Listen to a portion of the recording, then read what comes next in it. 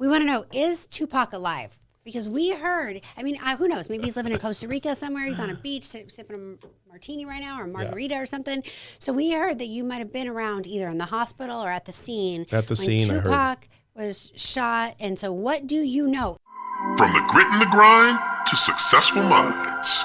Live from the entertainment capital of the world. Your hosts, Jillian Batchelor and Daryl Hannah.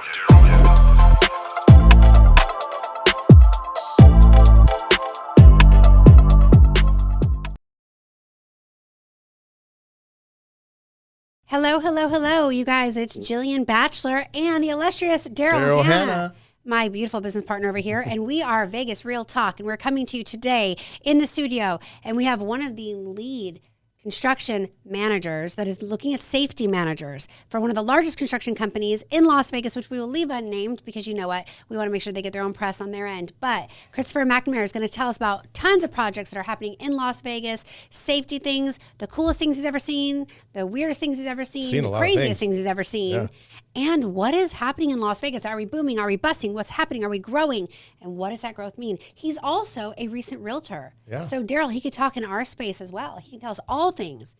Yeah, but I think it's good that we get a different perspective from somebody that's not like in the industry. And he's lived here like nearly 40 years. He's been in his industry for quite a few decades. Like I said, lead safety manager, one of the largest largest construction companies out there, and now real estate as well, extraordinaire. He could do all things. Christopher, tell us a little bit about you. Well, good morning. I was born and raised in New Orleans, Louisiana. You can tell with that accent. Yeah, I get kind of messed up with folks because I had two damn Yankees as parents.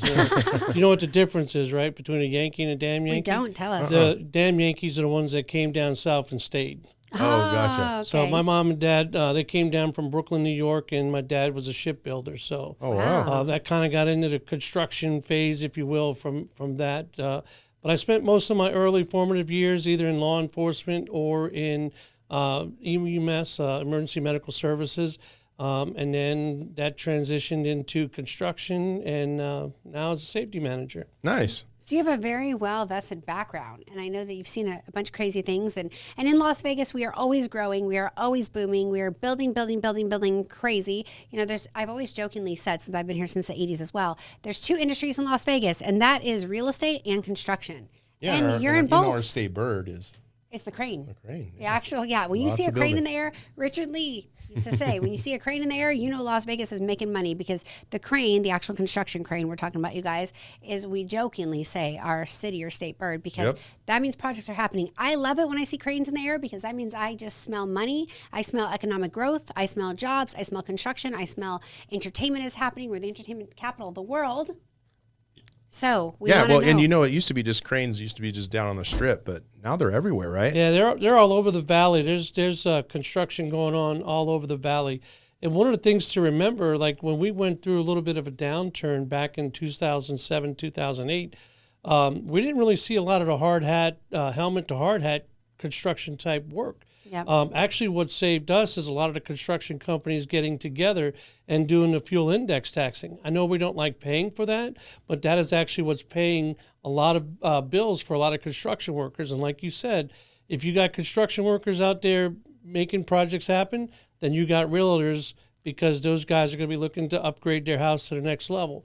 And by those construction folks and all of the people that supply construction material being able to work, all these other people, restaurants, like you said, shows, casinos, everybody else is able to Home profit Depot from and that. Walmart So and Costco. Next time you're filling up your gas tank, I know you're going to be a little upset right now, but early on, that's actually what kept us moving here in Vegas. Wow. Well, and the other thing, and I don't know if you could tell us everything about this too, but you know, our freeway system, people like to talk about this. It has been under construction since I moved here.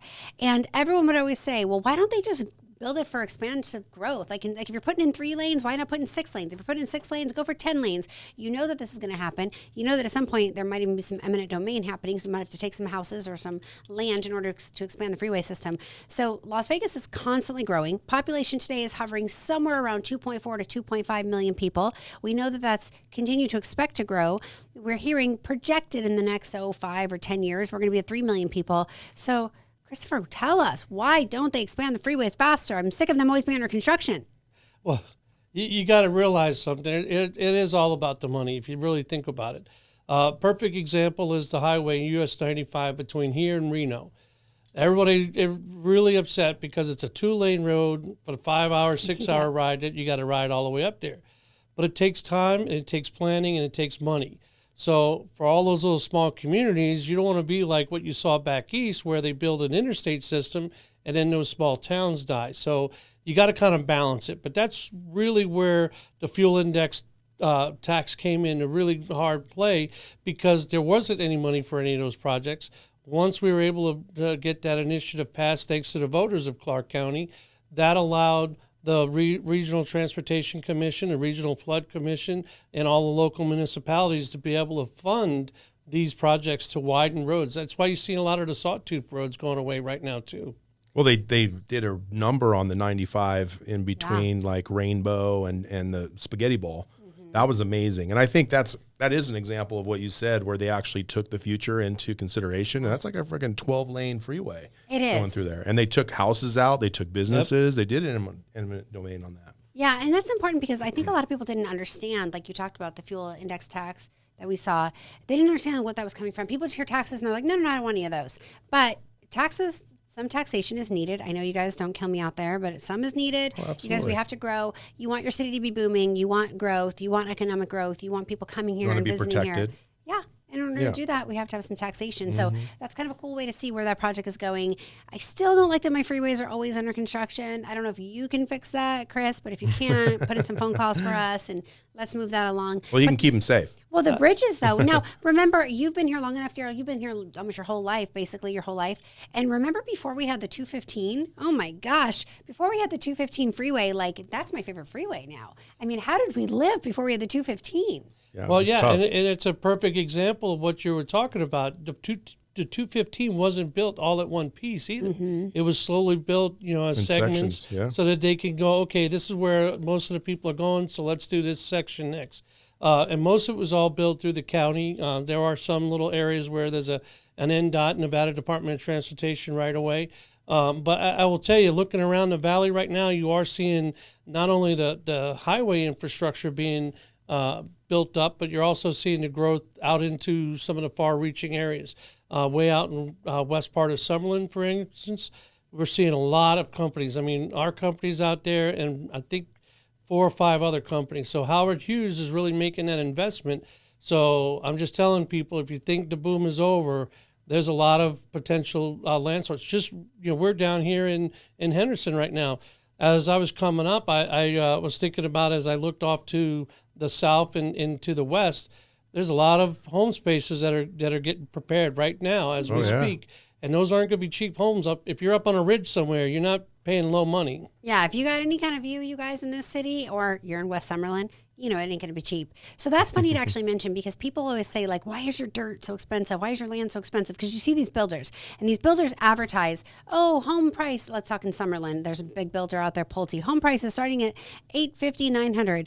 And then when you add the $300,000 to $400,000 lot premium in, and then you add about 20% for upgrades, you're at about 1.6, 1.7 million. Well, that's a far stretch from home starting in the 800 to 900,000s, right? It's a far stretch. Yep. But that land is expensive, you guys. That goes off the land auctions. They're not getting any cheaper. The infrastructure needs to come out there. Obviously, that's why we have SIDS and LIDs and property taxes as well, but they're different things if you guys want to know more about that. But that's what we need for that infrastructure. And like you said, Summerlin is booming. And a lot of these studies, and you know this from your industry, they're projected years ago. So even though, we're feeling a little bit of a market change right now, we are still prepping for growth. Las Vegas as a city, Las Vegas as these large construction companies, Las Vegas home builders are really still prepping Las Vegas to see a huge, probably 20% growth in population in the next 5 years, which is incredible. Yeah. Right, Daryl?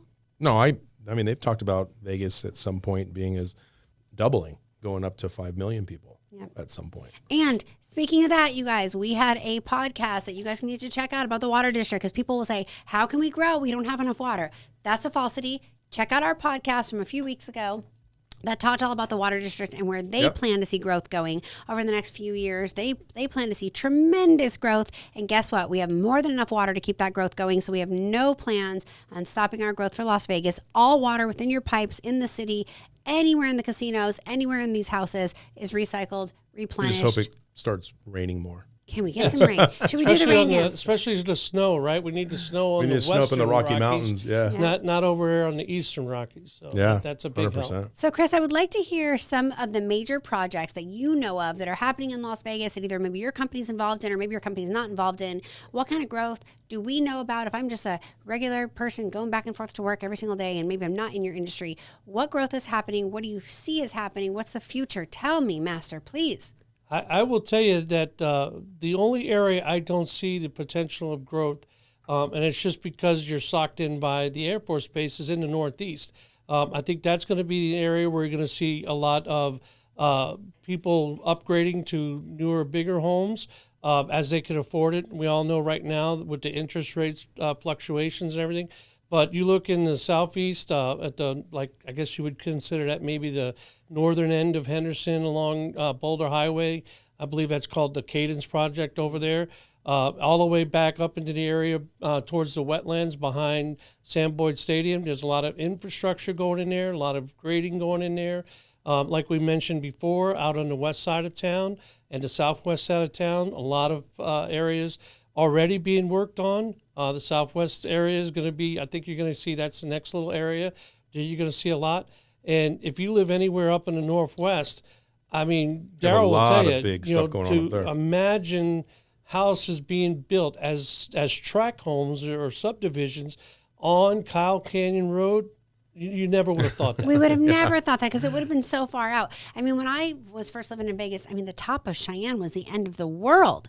Now that's like almost central to me. Well, the houses are almost reaching out all the way out to one of my favorite golf courses, the Paiute. Yes. Which used to be way out there, but now we're only a few intersections away from being out there. And these builders can't build them fast enough. That's the one thing I really want to drive the point home. Everybody says, wait a second, how are these builders? You guys, people are coming. There's waiting lists still with these builders. Right now, things are getting a little bit better. If you're a buyer, your agent is able to negotiate you a better deal. So if you're buying a brand new home, please use a realtor. You need a realtor to represent you. They're going to get you a much better deal, sometimes upwards of $10,000, $20,000, $50,000 in a better deal. On lot premium, sometimes $100,000 is a better deal. So use your realtor. Remember that the builder's realtor that is in there represents them. Their job is to sell that home for the highest price possible with the highest base price and the highest lot premium and the most amount of upgrades. Yeah, so do not use your realtor. walk into a new home sales sales ever without a realtor. Without your realtor, please, you guys can't drive that home. You're not getting a better deal. And not only are you not getting a better deal, there's lots of things that are changing. I mean, I know I just closed as a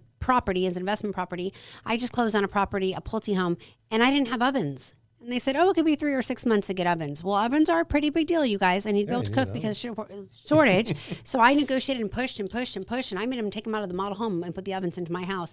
Where other people, they were like, well, your neighbors are closing and we're giving them an air fryer for 6 months. Well, I need an oven. So I pushed, but if I wasn't a realtor, I wouldn't have known to do that. Yeah. So one example, I rented AC units because they're having supply chain issues, all kinds of things. So I digress. We're going to go back to building. We're going to go back to growth.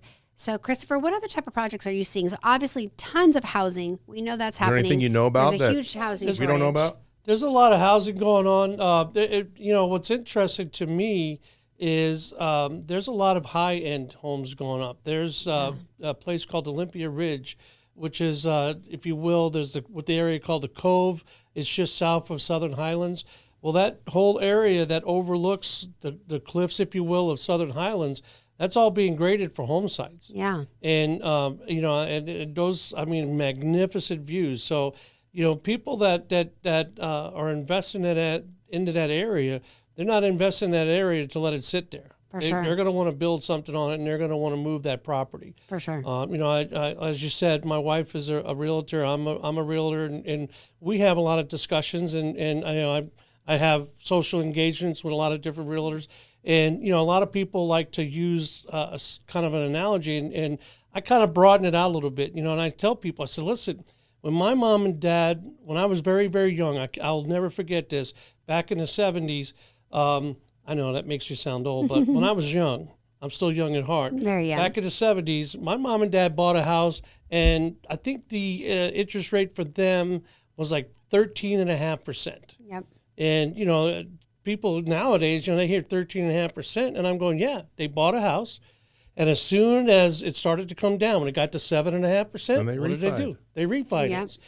When it got down to 5%, what did they do? They refinance. So, you just got to stay on your customers. You got to remind your investors, if you're dealing with a lot of investors, hey, you know what? You're having a relationship with the house. You're going to make it your own. You're going to paint it the colors you want to paint it. That interest rate is going to fluctuate. It has ever since they when Adam and Eve loaned each other money. Yeah. The payback has always been negotiated one way or the other. Absolutely. So that's going to continue.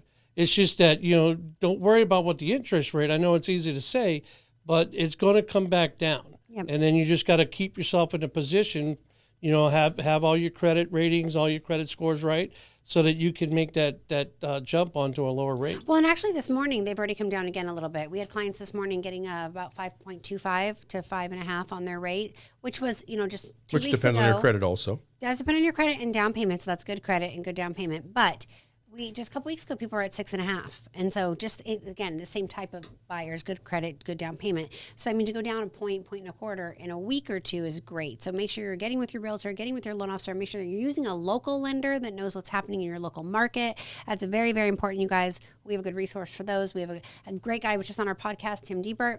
All Western Mortgage, great lender. He was just on our podcast and he kills it for us and our clients and just always is on top of it. And then we have a second lender, Jonathan Getty, who was also with Simplified Mortgage, was also on our podcast. So our lenders know what they're doing, you guys. They're amazing. We can help connect you guys to the best in the business. But beyond that, I want to hear more about growth in the city. Don't you, Daryl? Do you think we want to hear more about growth? I always want to hear about growth. So, Christopher, what else you could tell us? So there's what are the projects you guys do? Obviously, there's a lot of talk about some future casinos coming to town. Yeah, I heard that in the southwest part of the valley, right? There's a lot of folks that are going to be revamping their properties as well. I think the Circa has made people downtown realize, a little bit of an upgrade, a little bit of a shine here and some paint over there. We could attract more people in. And I think that's been a huge hit. I haven't really heard anything major against some of those properties that are upgrading their looks and their feel. I will tell you, from my business, as far as what I do with the construction company, we are seeing a lot of infrastructure being built. There is a lot of roadways being built, but more importantly, there's a lot of flood control infrastructure being put together. And that kind of puts people at ease when they see that, because they know when they see the old stories from many years ago, when it rains, it floods. You don't really see that anymore. Now when it rains, that water's captured and it's driven out towards Lake Mead. I know there's projects in the Clark County waste management or wastewater management, water reclamation area. They're upgrading their infrastructure. They're doing a lot of growth and trying to make sure that they're prepared, because when people flush the toilet, we want to make sure we save whatever water we can out of that. As we all know, we don't really touch all of the water that goes out through the commode. So it's best for the community to be able to recapture that, get it cleaned up, put it out through the wetlands, out into lakes of Las Vegas, and then out to Lake Mead, where we can siphon it again, make sure it's ready to go, and reuse that water. Yeah. Well, one of the things I like that you mentioned, you talked about Circa, and Circa was actually, it's in downtown Las Vegas, for any of you that don't know out there. Had an amazing restaurant, check out Barry's restaurant, amazing cocktail lounge upstairs called the Legacy Club, check that out as well. But the great thing about Circa is it was in downtown Las Vegas. So in downtown, it was the first new casino. It opened in October 2020, first new casino in downtown in 40 years, you guys. There had not brand been new from the ground up. There had not been a brand new casino since 1980 that was built in downtown. So then all the downtown owners were like, let's see how this goes. And now they're wanting to revamp their casinos, get better, change the crowd down there. There's a few new ones planned right now, yeah, too. there are, which is great. And then another thing I want to talk about is there's a medical district, a completely state-of-the-art, high-end medical district that is coming right, if you know where the medical corridor is now, kind of off of Rancho and Charleston area, where our UMC hospital is, which is our state hospital, our state trauma hospital. And there's a whole medical district that is being revamped down there. It's a huge medical district now, but they're adding in, you have the Brain Institute down there, but they're bringing in as high-end tech as you can. Then we talked about the southwest part of the valley. You also are going to have the new tech district, which is going to be like 12 Silicon Valley companies. Innovation Center. Yep, that are coming in. And those 12 Silicon Valley companies that are already located in Silicon Valley are going to make this like a little mini Silicon Valley. Well, they call Las Vegas Like the mini silicone build? No, Simi Valley number 2 or something like that. What do you say? Yeah, like 2.0. I can't remember the exact term, but it was great because now you see different business and infrastructure coming in, and I would love Las Vegas. I mean, down at UNLV, they have one of the best medical schools now that you can go to. Down at UNLV, they have one of the best Boyd Law schools down there that you can actually go to. So and they've attracted a lot of Ivy League professors now that have come there, which a lot of people don't know if you don't get down there. And that UNLV Innovation Building that's down in the southwest part of the valley is over $1 billion to build that building, Daryl, and they have some of the most high-end innovation tech that I have ever seen. So I love seeing that happen. Yeah. So, Christopher, let's kick it back to you. What is the craziest, if you could tell us, story that you ever, as a safety manager for one of the largest construction companies out there, what is one of the craziest things you've ever seen you were called on? Because a lot of times you get called before even 911 gets called or police gets called or anything else, and you show up before they do. So what are some of the craziest things you've seen? There's a lot out there, but I think some of the more crazier scenes have to deal with our less fortunate, residentially challenged individuals.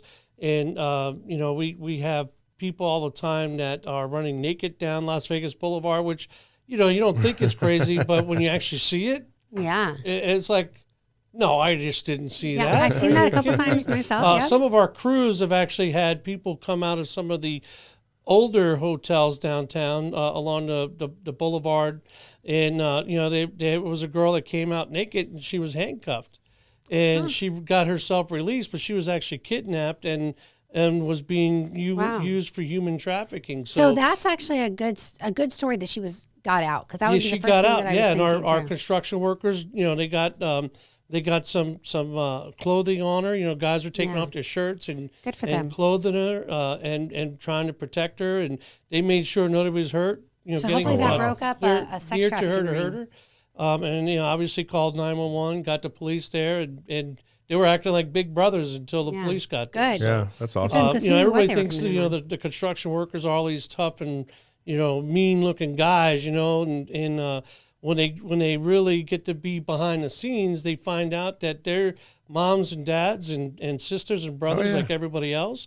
And when things happen, they put themselves out there and try to make things better.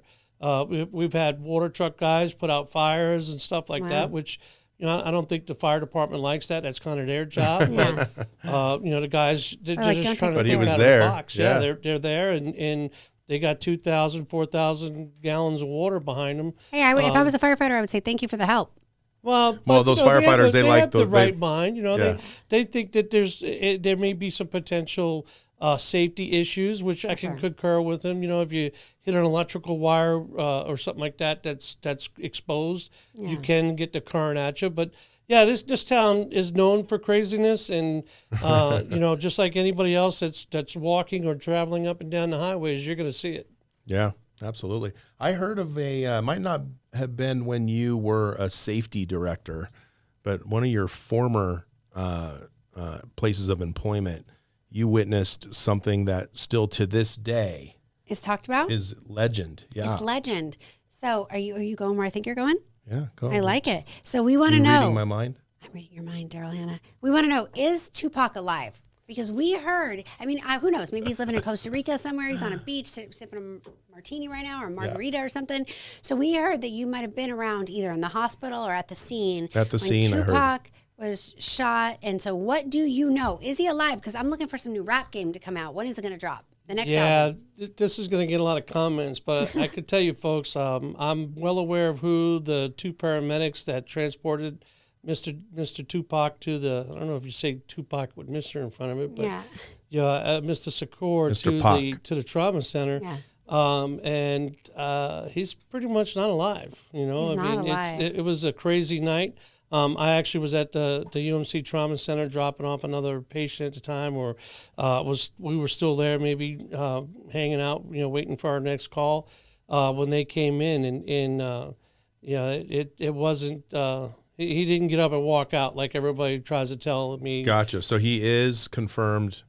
I would say the coroner has confirmed that he's no longer with us. Well, you never know. I'm still looking for that music to drop, because he dropped a lot of albums after he died. So I'm just wondering. There's some people walking out there that look a lot like him. Think about Prince. Yes. Tupac Tupac was was a visionary, if you will, Yep. with Yeah. his music. Everybody looks at me and they laugh because, like, well, how do you know Tupac? How do you know I used to Tupac? listen, you know, Yeah. Run Everyone DMC loves and all of that, Tupac. you know, Prince, you know, all kind of people. But, you know, people like that in the music industry, they are very visionary and they have messages they want to get out. And so what they do is they're constantly recording Yep. because as they record, they're making money. Yep. They Well, a don't lot of make them have a money. lot of recordings that were never, Never released released, either. yeah. Exactly. And that was way before the digital Kurt age. Cobain. So I think that's important. Yeah, a lot to of know. those guys. Yeah. So did you know who Tupac was when you were going in there? No, not until actually. I don't think the guys even knew. I think all they knew was that Someone was shot. you know they removed them from the car, put them on the gurney, and took off.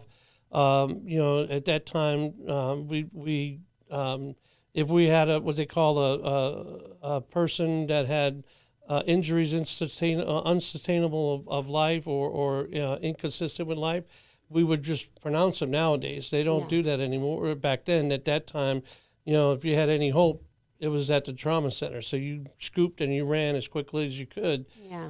As they say, you know, you treated them with diesel. Yeah. You know, you put as much diesel on the pedal and tried to get to the trauma center so that they would be with the surgeon within an hour. They would be in surgery. But unfortunately, you know, that was not going to work out in this case because his injuries were you know, too severe. That's a bummer. Very sad. Well, we're going to say R.I.P. to Tupac. R.I.P. Tupac. Right. So, any other great stories that you can tell us? Anything that you've seen in any of your careers, because you've lived such a great different careers and vast. We want to know. Tell us. My nieces and nephews always got a kick out of when I worked in New Orleans. There's a lot of low income housing projects in New Orleans, and they were very, you know, they're like the Calio and the some of the different projects were known to be, you know, almost like little miniature war zones. I hate to make it sound like Yeah. that, We got but a they few were of very those here in dangerous. Vegas. And I remember one time my partner wouldn't get out of the truck, and so I'd get all the stuff, and you know, I carry what I could, and I go up the 4 flights of stairs and get onto the 4th floor, and you know, the guys in the room were huge. I mean, they were like, you know, 4 times my size, and Yeah. they're like, "You by yourself?" And I'm like, no, my partner's in the car. He's too scared to get out. Well, why are you here?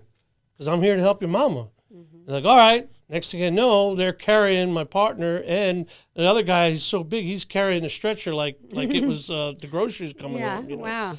And so my partner looks at me. He goes, "What'd you tell him?" I said, "I just told him that you needed help getting the gurney up." So we helped the lady out and get her on oxygen, check her heart rate and everything, look at the monitor. I said, "Oh man, this is something we got to take her to the hospital for." The guy's like, "Oh, hey, cool. How can we help?" I said, "Well, I got to hold on to this monitor, and my partner's got to hold the drug bags just in case I give her drugs.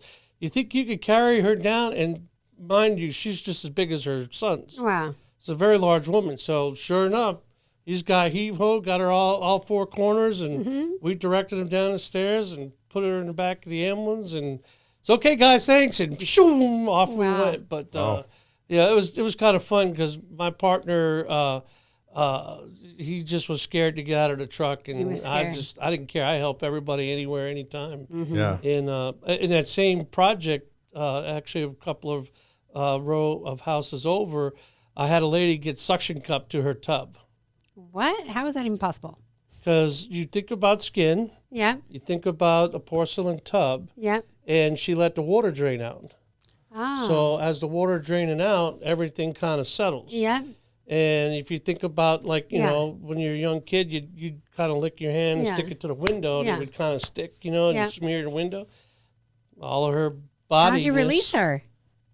Well, that's what we had to do. We ended up having to put hands, soap, and everything. Oh, so on you her had to hands, grab it you know, all and get it. Get some Dove Wow. soap out and Okay. put a little heave-ho, a little elbow grease. That's We were able to interesting. get her out, but yeah, I'll just You notice things like how his that. I hand mean, motion is like this. Sliding it in. Sliding right? underneath. Making it happen.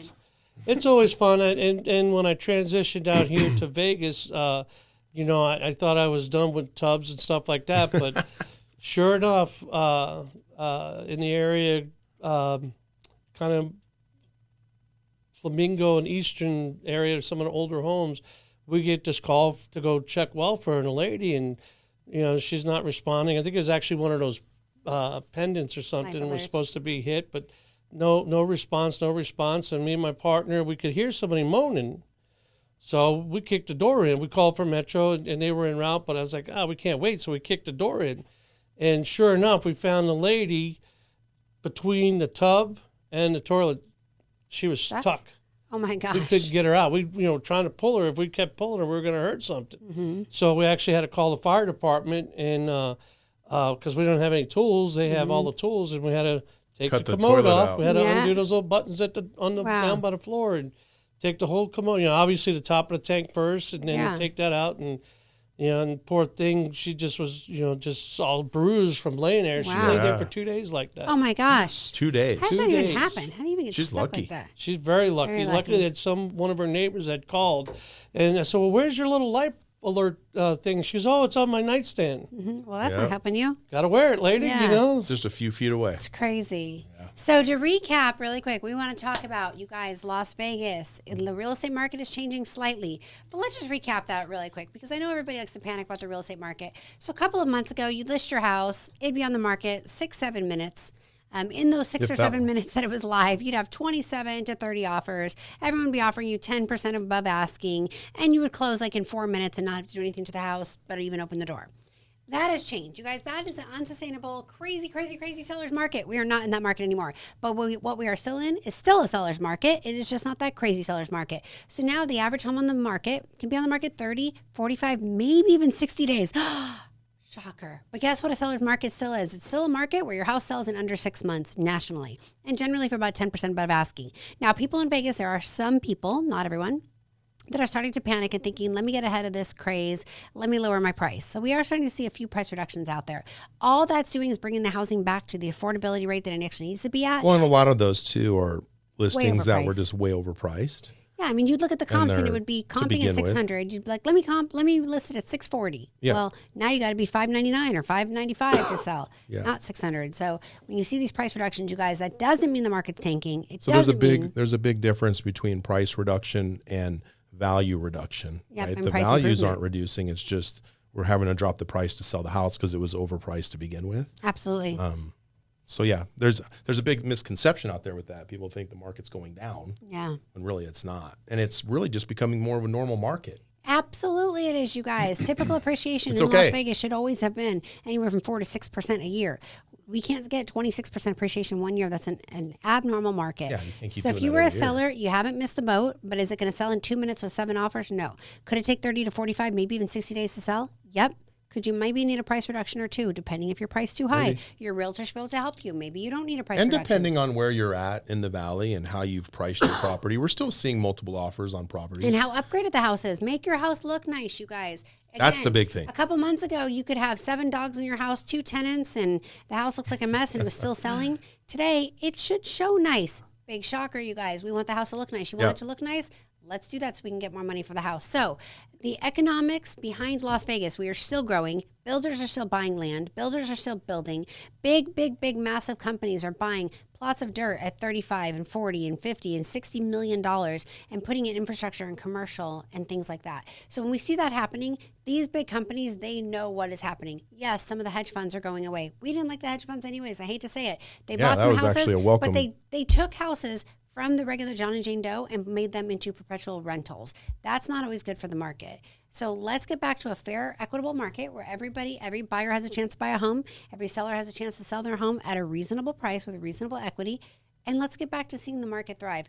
I still go to restaurants every night. Every restaurant is busy. Every restaurant, every entertainment has busy. All the hotels are busy. Gaming's busy. A comedy show on like a Wednesday night, and it was completely packed. Movie theaters are packed. Yeah. So you know what? It's not, the sky is not falling. Don't listen to Chicken Little. Things are still happening. Vegas is an amazing city. Is there anything else you want to add, Mr. Daryl Hannah? I just want everyone to pay attention to, like we were talking about in the very beginning, look at all the construction happening around town. Yeah. People are not going to invest billions of dollars into a city that they think is going to fail. Yep. So they know over the long term that Vegas is solid. Very solid. We just have so many people moving here every day. Well, 158 people moving here per day, per the Nevada DMV. And also remember that 6 million people can now work from home and live anywhere in the world that they want to live and work from home. That was not possible in 2019. Yeah. Just 3 years ago, there was less than 100,000 people on average that were working full-time from home in any major city, right? Like any major city. Now we have 6 million people across the country that are doing that. So, And where would they rather live? Someplace where it's cheap no state to income live, tax, you guys. No state income tax. tax. Economics are booming. Great restaurants, great entertainment, great 4 hours from the beach, 4 hours from Utah, 4 hours, different parts of Utah. 4 2 hours hours from LA. Yeah, you guys, so much here. So, Mr. McNamara, we're going to kick it back off to you one more time. Tell us something funny. We know your wife. We know who you're married to. We know she is a beautiful but hot-blooded Latina woman. Can you tell us any funny stories about her? Well, she is Latina, and I guess one day my Leo magnetism, I guess is what you call it. Yeah.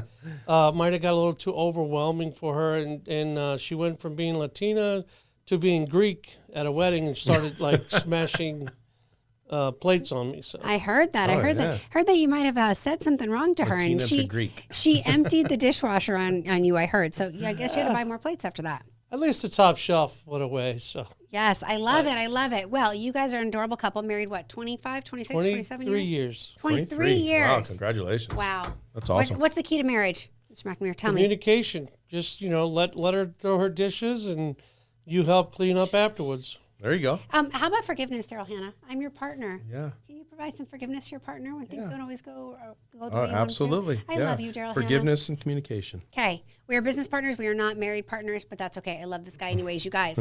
Again, Jillian Batchelor, Daryl Hannah here with Mr. Christopher McNamara. And Thanks we are for tuning Vegas in. Real Talk, and we will see you guys next week. Bye. Bye.